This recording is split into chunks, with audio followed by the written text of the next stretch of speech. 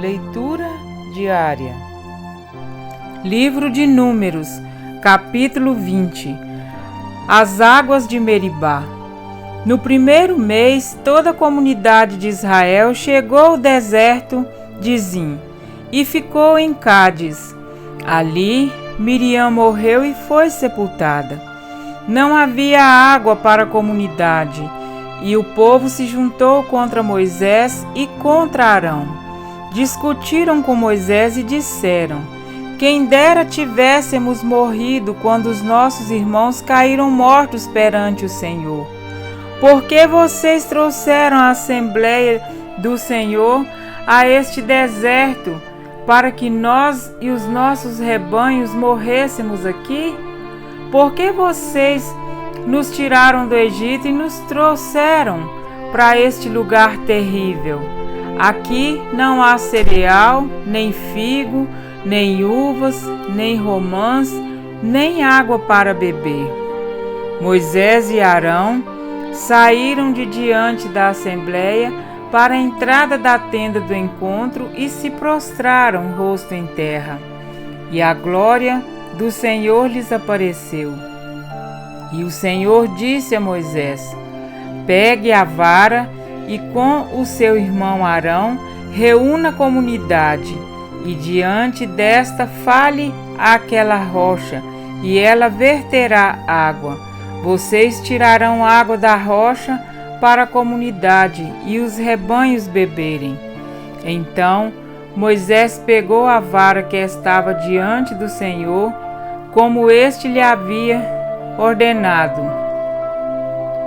Moisés e Arão reuniram a assembleia em frente da rocha, e Moisés disse: escutem, rebeldes, será que teremos que tirar água desta rocha para lhes dar? Então Moisés ergueu o braço e bateu na rocha 2 vezes com a vara. Jorrou água e a comunidade e os rebanhos beberam. O Senhor, porém, disse a Moisés e a Arão: como vocês não confiaram em mim para honrar minha santidade à vista dos israelitas, vocês não conduzirão esta comunidade para a terra que lhes dou. Essas foram as águas de Meribá, onde os israelitas discutiram com o Senhor e onde ele manifestou sua santidade entre eles. Edom nega passagem a Israel. De Cádiz, Moisés enviou mensageiros ao rei de Edom, dizendo: assim diz o teu irmão Israel: tu sabes de todas as dificuldades que vieram sobre nós. Os nossos antepassados desceram para o Egito e ali vivemos durante muitos anos. Os egípcios, porém, nos maltrataram, como também a eles. Mas quando clamamos ao Senhor, ele ouviu nosso clamor, enviou um anjo e nos tirou do Egito. Agora estamos em Cádiz, cidade na fronteira do teu território. Deixe-nos atravessar sua terra. Não passaremos por nenhuma plantação ou vinha, nem beberemos água de poço algum. Passaremos pela estrada do rei e não nos desviaremos nem para a direita nem para a esquerda, até que tenhamos atravessado o teu território. Mas Edom respondeu: vocês não poderão passar por aqui. Se tentarem, nós os atacaremos com a espada. E os israelitas disseram: iremos pela estrada principal. Se nós e os nossos rebanhos beberem de tua água, pagaremos por ela. Queremos apenas atravessar a pé e nada mais. Mas Edom insistiu: vocês não poderão atravessar. Então Edom os atacou com um exército grande e poderoso. Visto que Edom se recusou a deixá-los atravessar o seu território, Israel desviou-se dele. A morte de Arão. Toda a comunidade israelita partiu de Cádiz e chegou ao monte Or. Naquele monte, perto da fronteira de Edom, o Senhor disse a Moisés e a Arão: Arão será reunido aos seus antepassados. Não entrará na terra que dou aos israelitas, porque vocês dois se rebelaram contra a minha ordem junto às águas de Meribá. Leve Arão e seu filho Eleazar para o alto do monte Or. Tire as vestes de Arão e coloque-as em seu filho Eleazar, pois Arão será reunido aos seus antepassados. Ele morrerá ali. Moisés fez conforme o Senhor ordenou. Subiram o monte Or à vista de toda a comunidade. Moisés tirou as vestes de Arão e as colocou em seu filho Eleazar. E Arão morreu no alto do monte. E quando toda a comunidade soube que Arão tinha morrido, toda a nação de Israel pranteou por ele durante 30 dias. Amém? Para refletir, o capítulo de hoje narra episódios muito tristes e desanimadores para Israel, mas principalmente para o seu líder, enlutado pela morte de sua irmã Miriam. Moisés ainda teve de enfrentar a dureza de coração dos filhos de Israel, novamente manifestada pela falta de água. Cegos pela incredulidade, exigia que suas necessidades fossem atendidas com urgência. Como de costume, em situações como esta, Moisés e Arão se foram de diante do povo para a porta da tenda do encontro e se lançaram sobre o seu rosto, e a glória do Senhor lhes apareceu. A ordem do Senhor foi bem clara: toma o bordão, ajunta o povo, tu e Arão, teu irmão, e diante dele falai a rocha, e dará sua água. Em toda a sua trajetória como líder, Moisés se mostrou manso e apaziguador. Cheio do Espírito do Senhor, sempre buscou fazer tudo como Deus lhe havia ordenado. As murmurações de Israel e os desafios do deserto foram provas que lhes constituíram o caráter humilde e dependente de Deus. Como porta-voz do Senhor, importava que buscasse viver em conformidade com o seu chamado.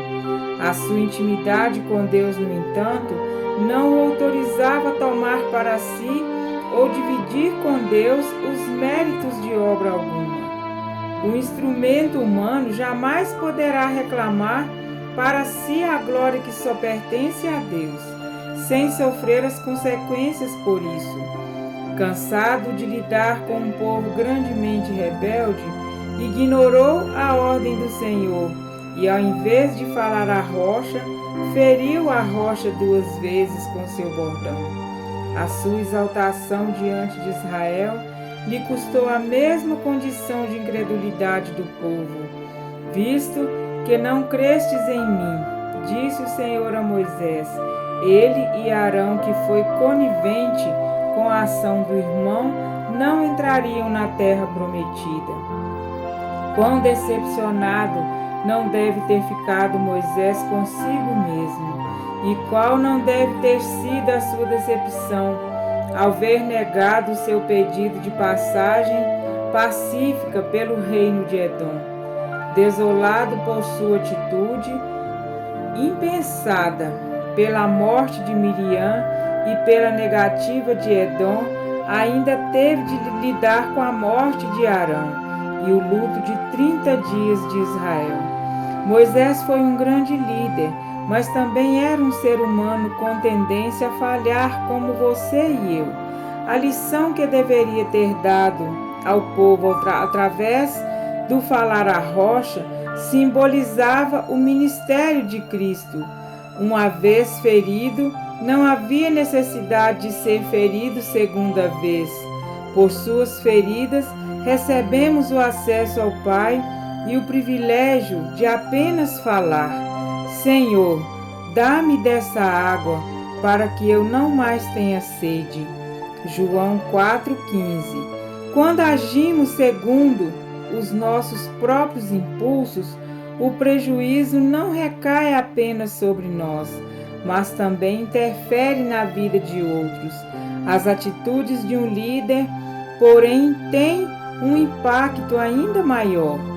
É certo que vivemos em um mundo repleto de desafios e, especificamente em nossos dias, vivemos um mundo onde a sobrevivência em si é um desafio e nos entristecemos, nos magoamos, nos decepcionamos e somos marcados por situações e pessoas que ameaçam a nossa fé e a nossa alegria de viver. É fácil julgar a atitude de Moisés, é fácil julgar a atitude dos nossos semelhantes. Difícil é admitir que somos tão pecadores e falhos quanto qualquer um deles. O Senhor não chamou um homem capaz de liderar, Ele chamou um homem tímido e pesado de língua e o elevou à estatura de um líder ousado e fluente. Jesus não chamou os doutores da lei, mas pecadores, homens leigos, desprezados pela sociedade, e os elevou à estatura de discípulos seus. Como líder na educação dos seus filhos, você pode ter falhado muito como mãe. Como líder do lar, você pode ter errado muito como pai. Como líder da Igreja de Deus, você pode ter decepcionado muito como pastor. Mas há um Deus que se importa com você e que pode até te disciplinar aqui na terra, mas sempre com o objetivo de levar você e sua família para o céu. Moisés pode ter perdido o direito de entrar na Canaã terrestre, mas recebeu a recompensa da ressurreição para desfrutar da Canaã celeste.